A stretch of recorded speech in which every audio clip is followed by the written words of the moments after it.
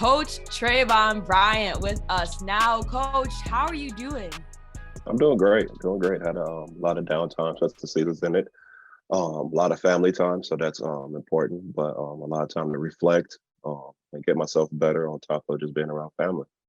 Absolutely. Now you're out in California? Out in Long Beach, California, yes. Long Beach. Is that like that's like Southern California? Southern California. So I'm very particular to talk about where I'm from. People are like, "Oh, you from LA?" No, I'm from Long Beach. So Ah, I'm very strong-headed about where I'm from. So yeah, Long Beach, California is 20 minutes outside of LA.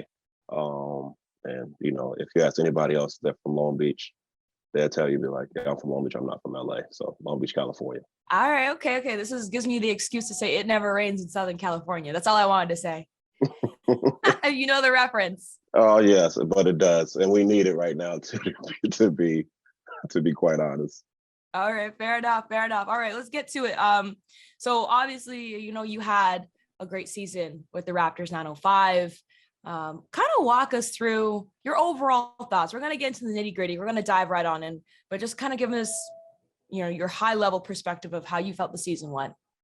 I felt the season was amazing. It was good. It was great growth for the players. I guess we had a lot of young players, second youngest team in G League outside of the Ignite. So for those guys that's professionals, starting to become professionals, to understand the highs and the lows of the season, to starting off in the Showcase Cup 4-8 or whatever our record was, to completely changing our trajectory around to being the best team in the G League. I think that was the biggest thing that I for those guys to be able to understand, like the level of professionalism that it takes, and just the highs and the lows of the season. Regardless of what happens, you have to continue to pursue, continue to get better day in and day out. So for me, that was the best thing, to be able to see those guys really grasp on to what we were teaching them, and make it their own. I mean, once they made it their own, I mean, you saw the real progression of these guys taking off from player to player, and it's just collective as a team as well. Yeah. I mean, talk about player to player. Like, what stands out to me in the growth aspect has been a few players, Keevon Harris being one of them, but then definitely Reggie Perry. Like, let's talk about them a little bit because, Reggie Perry, he had multiple 10-day contracts this season. Yeah, Reggie, super talented. Still continue to learn who he needs to be. As far as a basketball player, the talent is undeniable, and I think along with Patrick, myself, and Chris, and the rest of the staff, we did a great job of just trying to continue to focus him on the big picture. As far as like understanding that he was so talented that we were lucky enough to have him in as part of the Raptors 905, and just for him to be able to fulfill his potential was the biggest thing we wanted him to do. Offensively, he's gifted, but continue to buy in on things on the defensive end, which will really separate himself to become the player that he needs to be. And Keevon Harris was our guy who was the most consistent in my eyes throughout the whole year. Whenever we needed him to do anything at a high level, he did it. Whether it was playing a backup point guard in the Motor City game when we didn't have a point guard, to being a four-man for us, or potentially playing in the dunker spot, a spot that a lot of guys, as far as wing players and guards, don't want to be in. But he bought into it and really excelled in that position for us. It's been kind of being a Swiss Army knife for us, if you may. Yeah, what really stands out about Keevon first, I'll start with him since you just mentioned, he was with the Raptors 905 last season and he barely saw a minute of the floor. Like he barely saw any floor time in the NBA G League bubble. Right.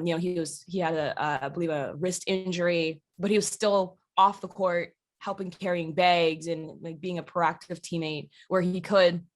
But then he gets the opportunity this season to be a leader and he steps right on up. I noticed something about Keevon myself is that he was almost like the glue in the fact that there's lots of calls up and calls down and all that stuff. I don't like to say up and down, obviously, because Right. Raptors 905 and Raptors, they work together.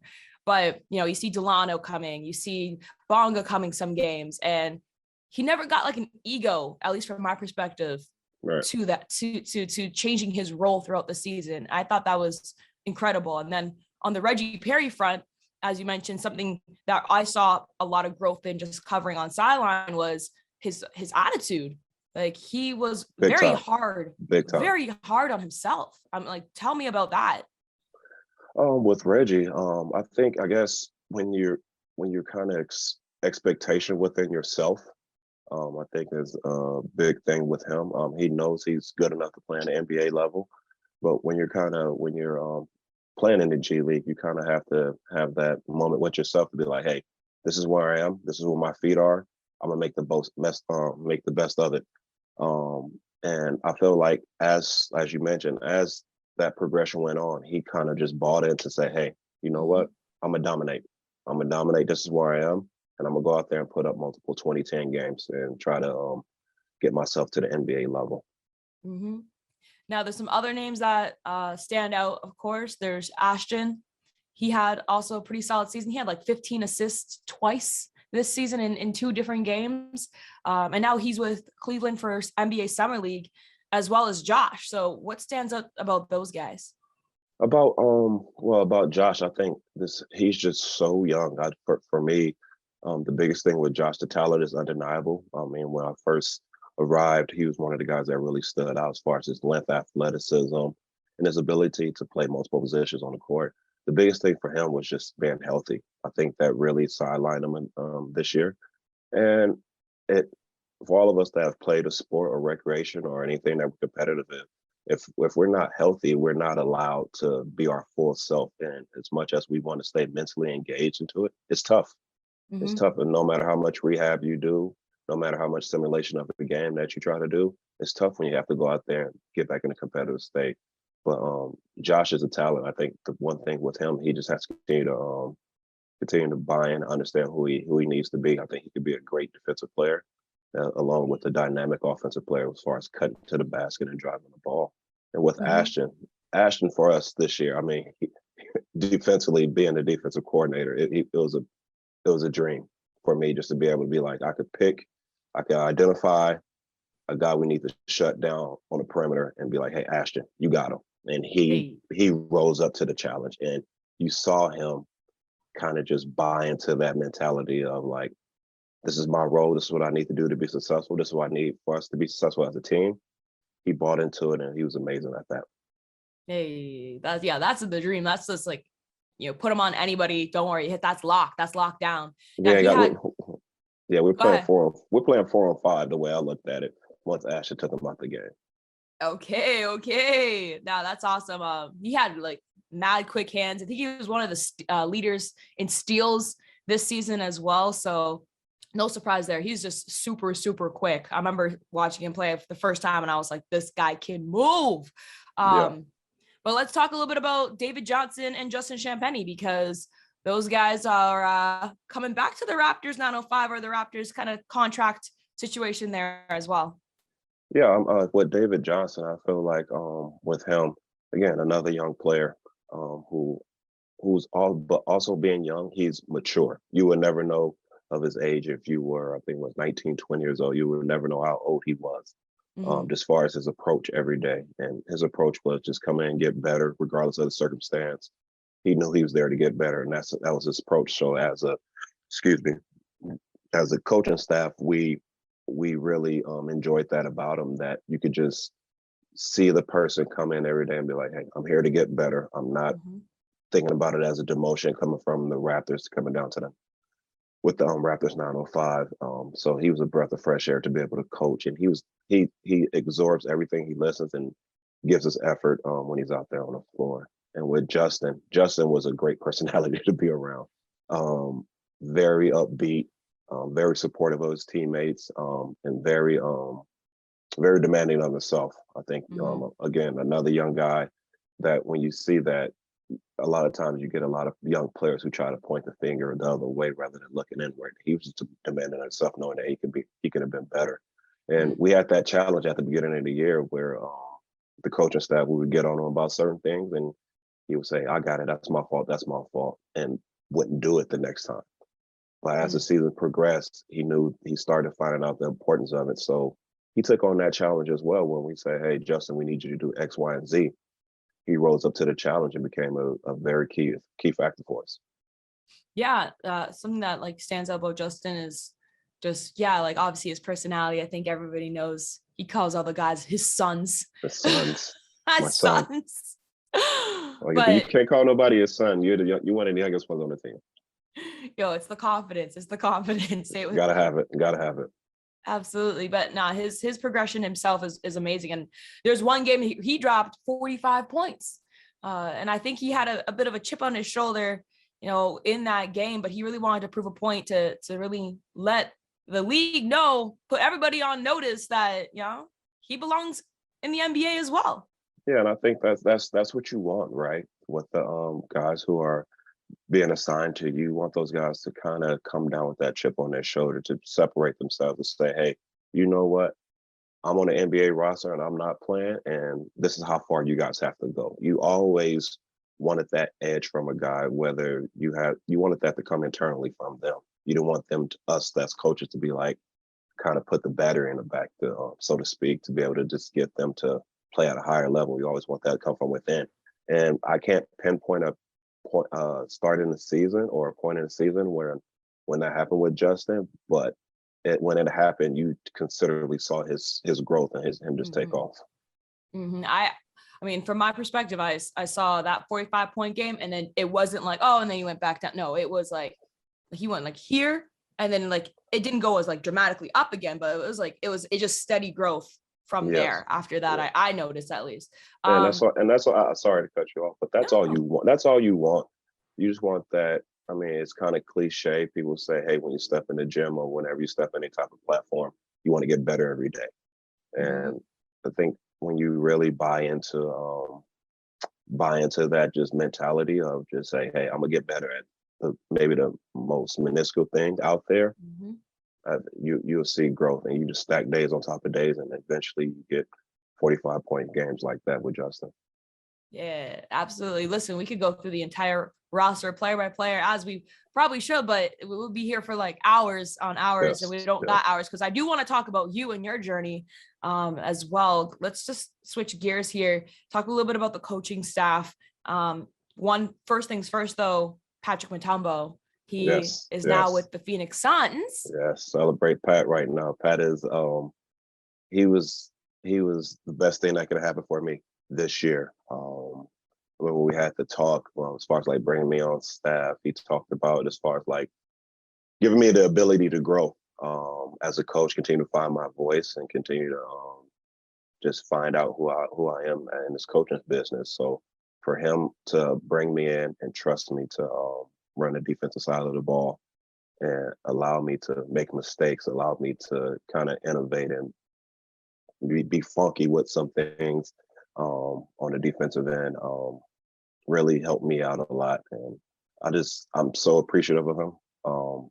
And for him just to be able to, back-to-back years have the best record, and now go on to bigger and better things in Phoenix, that's something you're happy to be a part of. And I know before he took off, I told him, like, we're part of your coaching tree now. Like, you get a chance to start a coaching tree, and it's big time, and it's an honor to be a part of that.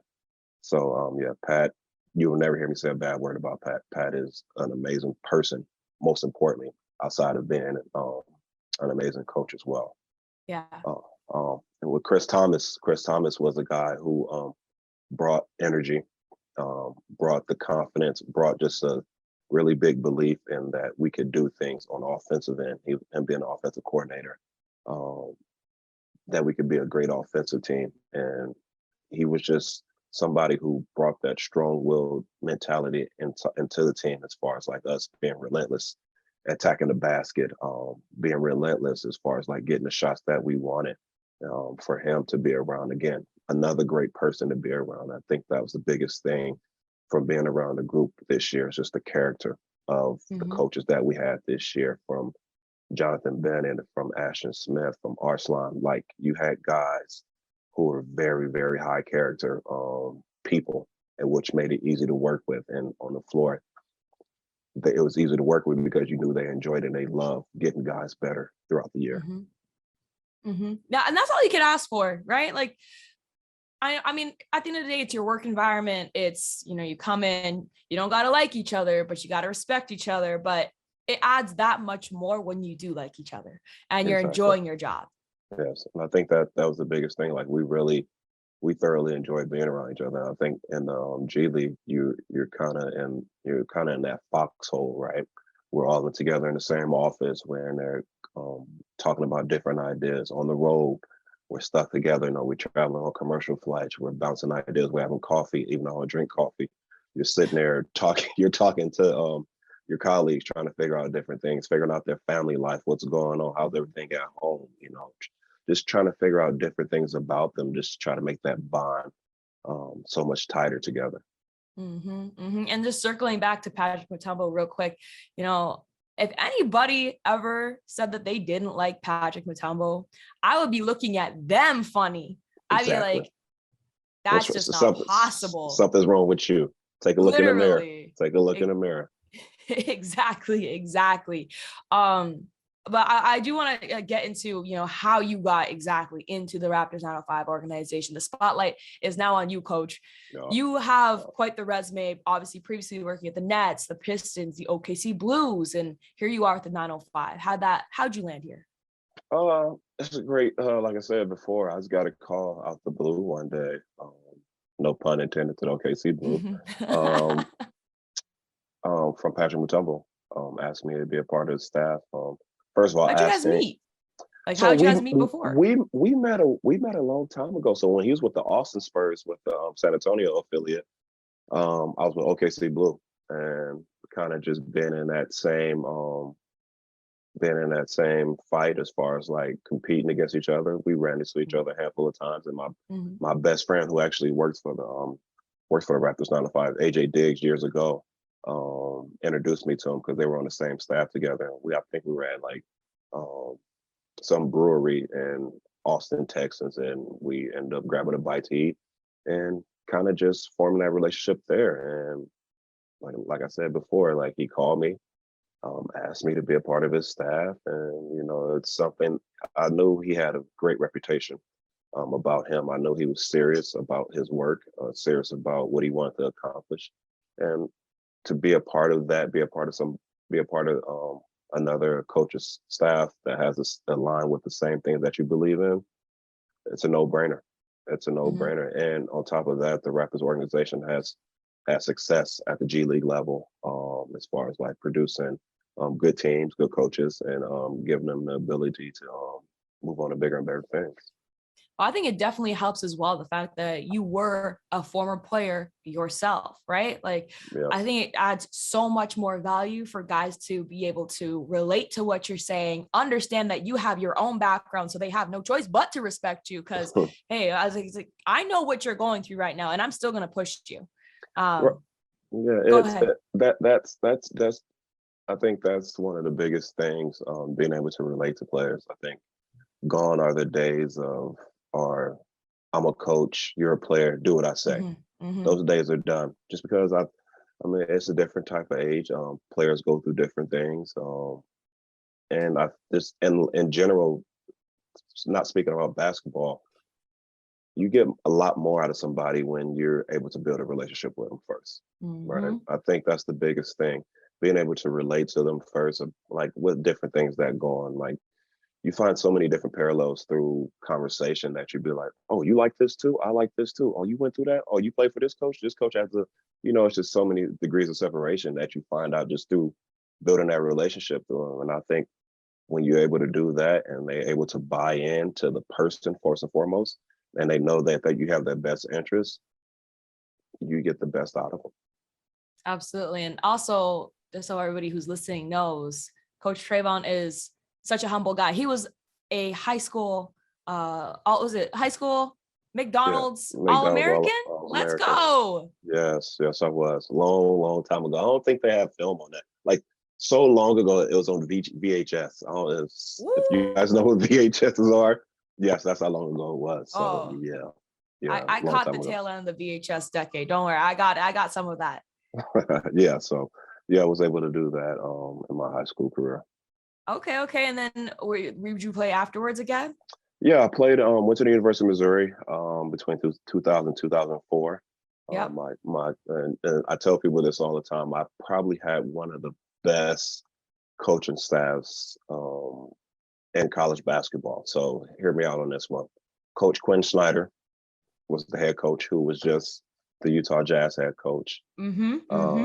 Coach John Hammond, who had left, and went to the Detroit Pistons, ended up winning a championship with the Detroit Pistons, who is now the GM of the Orlando Magic. And Igor Kokoskov, who's coached Luka Doncic in Slovenia, who's I think he's won a EuroLeague championship over in Turkey, but now is with the Brooklyn Nets. He was the head coach of the Phoenix Suns. So we had a staff that was at a high level, kind of before its time, if you ask me, as far as like teaching the game. Yeah, you might have picked up a thing or two on the coaching front there. That's incredible. You got some amazing coaches, mentors that you got to spend all 4 years with, or about all 4 years. Yeah, spent 4 years in That's 4 years in invaluable. college, and invaluable. Like I said, it's crazy because like when I watched the Utah Jazz play, like since Coach Snyder's taken over, I'm like, they're running some of the stuff that we ran in 2000, 2004 to between that period. And it's just like, you can see the stuff still works, and it's amazing to see. And then you also played overseas basketball after college. Yeah, played, I want to say 11, 12 years overseas, Greece, Italy, Germany, where else? France, Japan. Yeah, I played all over the place. And Japan, beautiful place. That was towards the tail end of my career. But yeah, I played 11, 12 years overseas, EuroLeague, Euro Cup, really high level basketball. And I truly enjoyed it. People ask me what was it like, and I tell them it was paid vacation for me. I mean, because I love playing basketball, so it never felt like a job. But getting a chance to go out and see different parts of the world and get a chance just to find out who you are as a person was just something that was great for me. What's your favorite memory as a player? And then I'm going to ask you, what's your favorite memory as a coach? 2006 Italian championship. We won that. And it's another thing, and this is for Raptors fans as well, who I played on a team with Andreas Bargnani. He was the first round. No way. Pick. Yeah. We called him Mago because they called him, I guess it was Magic in Italian. But yeah, Bargnani was my teammate, and also David Black, who was the Cleveland Cavaliers head coach as well. So I played for some pretty good head coaching and played with some really good players. On that team, I want to say it was 13 players on the team. 9 of them were national team players. So high level players from Lithuania, Italy. Yeah, just from all over the world. It was really high level basketball. Wow, that's incredible. You're such a talented team, and just winning the championship over there is nothing to. Yeah, I think anytime you can win a championship, you go through preseason from getting over there in August, to doing all that training camp stuff, to playing through the season, highs, lows, injuries, going through cold spells, playing really well, and then to culminate that with a championship, like that's what it's about. That's what it's about, playing a game. Yeah. Absolutely. And it's crazy because, like, I mean, the NBA G League, what used to be the NBA D League, it has come so far, but there's a lot of competitive leagues overseas for both men and women. Yes. But speaking specifically for men, that rival the development and the growth that you could receive also in the NBA D League back then. I think maybe it's changed a little bit. Now we got like teams like Ignite coming and stuff like that. They're really trying to make it a direct feeder line to the NBA. But I do know that like some of the European circuits it's no joke. Oh, no. I think that's the biggest misconception people have. They're like, oh, if I don't get drafted, I'm just going to go overseas and go over to Europe. It's so cutthroat.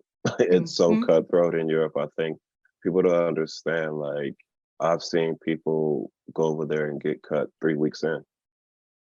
No guaranteed contracts. You have to fight every day to be able to earn your paycheck. And you see coaches, I've been a part of teams where the president of the team came down to the court and said, hey, if we don't win the next game, all you guys are cut. They're talking about the foreigners. You guys are cut. And miraculously, we're going to 8-game winning streak and everything is fine.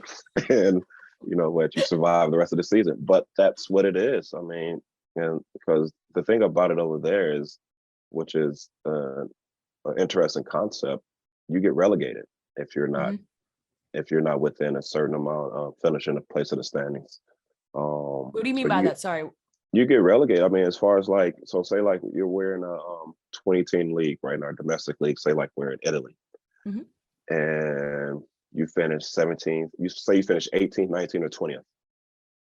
If you finish in there, you drop down a division, and the other teams from the other Right. division Yep. come up. So, and it's a fight because like those teams are fighting for sponsors to be able to get money to be able to pay for players because that's the Mhm. way they generate their money throughout, other than like attendance and everything like that. That's how they generate their money from sponsors.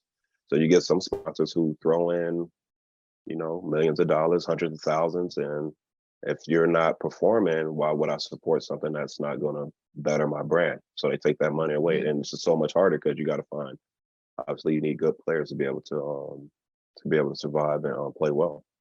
Yeah. And that's exactly why it's so competitive. And that's why I wanted to draw a little bit of a focus on that real quick. But let's talk about coaching moment now. What's your highlight of Coach, your coaching moment? ooh, coaching moment. I would have to say, I'm drawing a blank on the year. I want to say 2018-19 Brooklyn Nets, being coming from the year before winning 28 games, to making the playoffs the next year, winning 42 games under Coach Kenny Atkinson. Wow. And it was big because for us, you just saw, obviously winning 28 games. Nobody wants to be a part of that, but within that season, you saw growth within the players.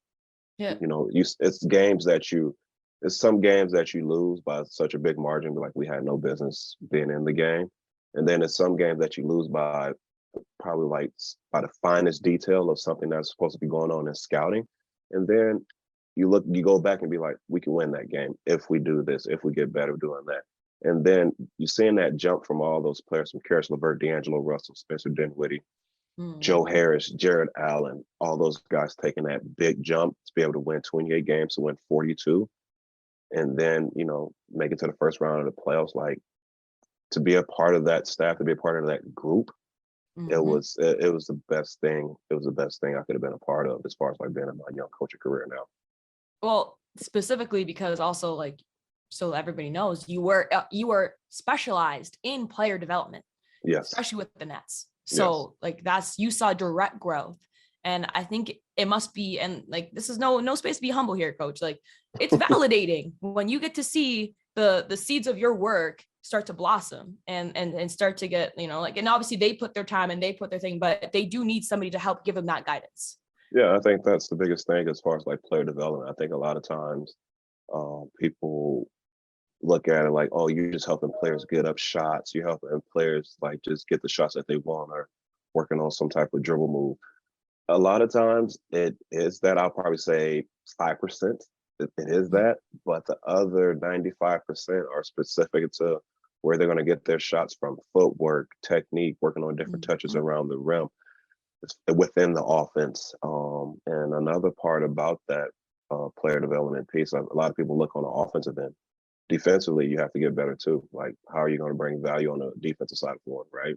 Because a lot Mhm. of times it could be a certain technique that you want to work on, that you're gonna use for the next season, and those guys have to get better at that.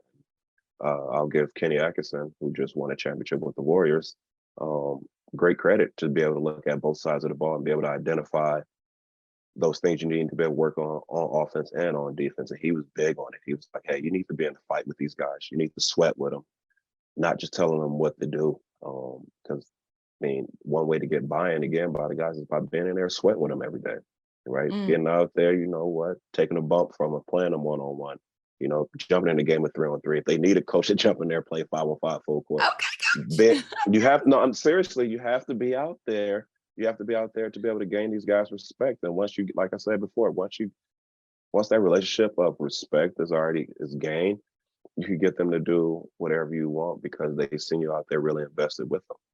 Yeah.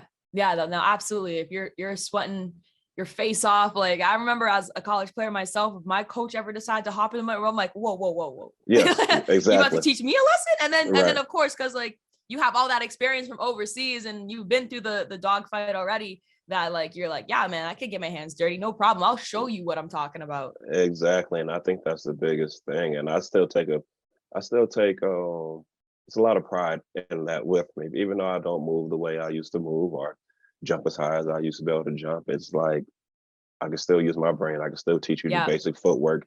I can still give you like integral parts of what's going to help you be successful. So I've always enjoyed that part of coaching.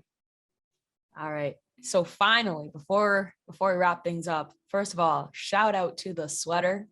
Invest in women. Let's go. I Oh need one of yes, those. you need one. Pay women. I could point you in the right direction. Yeah, Okay. Yeah. For invest in real. women, pay women, and hire women. Um, obviously being a husband and being proud father of 4 girls. And today's climate, kind of jumping off topic, and today's climate, what's going on in the U.S. right now, we have with the Supreme Court, and just in general, around the world, not just here. Obviously, we see a lot of things, a lot of unjust things going on. And for me, anytime I get a chance to support women within my household and just throughout the world, like I'm going to do it. And why not be an advocate of women? We all come from women. We all have mothers. We all have grandmothers, aunts Yep. who helped us grow. So continue to support them and shout them out because, like, I mean, the burden that women that women live with day in and day out, I would never be able to imagine. But you hear the stories, and it's just a lot of things that you just wish could be a lot better. Yeah, absolutely. And I mean, obviously as a woman myself, like there's so much power in allyship. I feel like a lot of men are trying to find their voice and how they can insert themselves into the conversation without feeling like they're being overbearing or speaking for Right. women. But it's exactly what you're saying, and it's just looking out, right? And I think the more allies we have in this space, the further the conversation can go and change can actually happen. And you're right, with the climate of the states, like, it's very jarring right now. I Yeah. wouldn't think that we'd be able to take a step 50 years backwards. But the fact that you have 4 girls, two Four, sets of two, twins, two sets of twins, two sets of twins. 13 and 3. 13 and 3, so a big gap in between. We have some built-in babysitters, and they're amazing young women going to the 9th grade soon. And they're, even though they're 10 years apart, their birthdays are 1 month apart. So we're going to in June 15th and August 17th. So we're going to be celebrating them real soon around here and throwing them a little pool party. That's awesome. I don't know if you know this, but I'm a twin. Are you? I'm a twin. Yeah, There we my go. twin plays pro basketball. She just got back home from overseas too. Where's she playing? She's played in Britain, and she got her master's there while she was out there. But she's played in Germany. Amazing. She's played in Australia, all that. Oh, awesome. What city in Germany? I love playing in Germany. I was in Frankfurt when I was over there, and I love just going around, getting on a train and just exploring different cities. Oh man, I gotta touch base. I can't remember. It was like 2 years ago now, but it was in Frankfurt. I know that she was a little bit out in the country-ish area, smaller market, I guess. But yeah, that's awesome. And I guess, do they like basketball?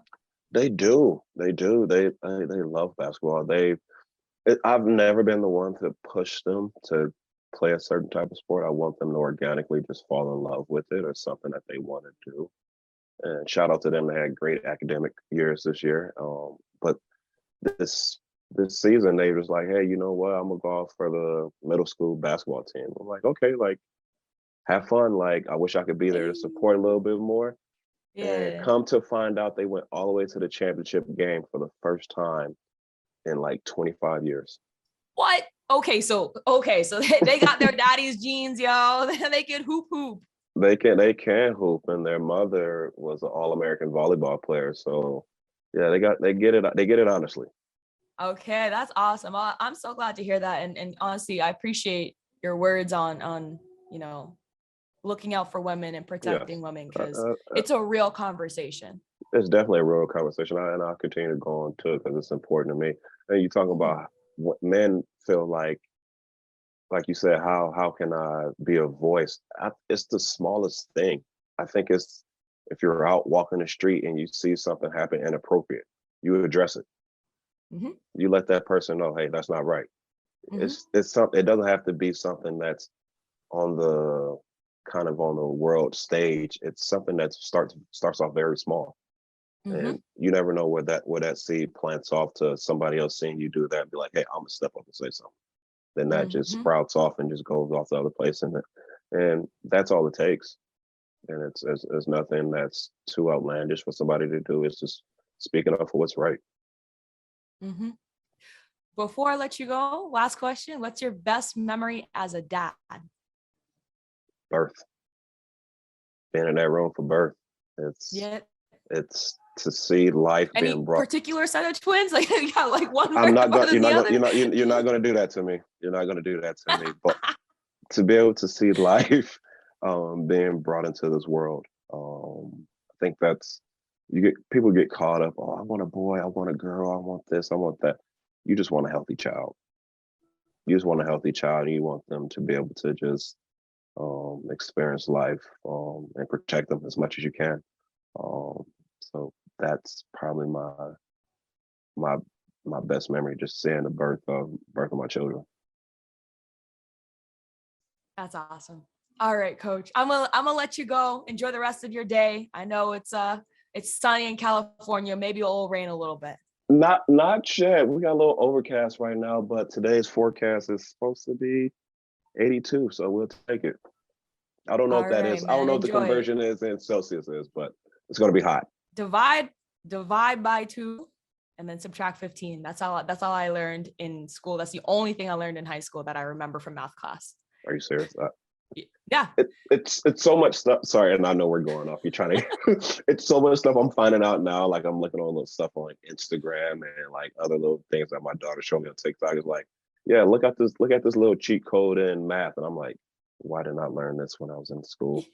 Like I wouldn't have to stress out so much when I was in 7th or 8th grade. Right? Exactly. Nah, trust me. I call it TikTok University at this point. Hey, you learn so much. Exactly. Okay. Take care, Coach. You have a good one. Thank you.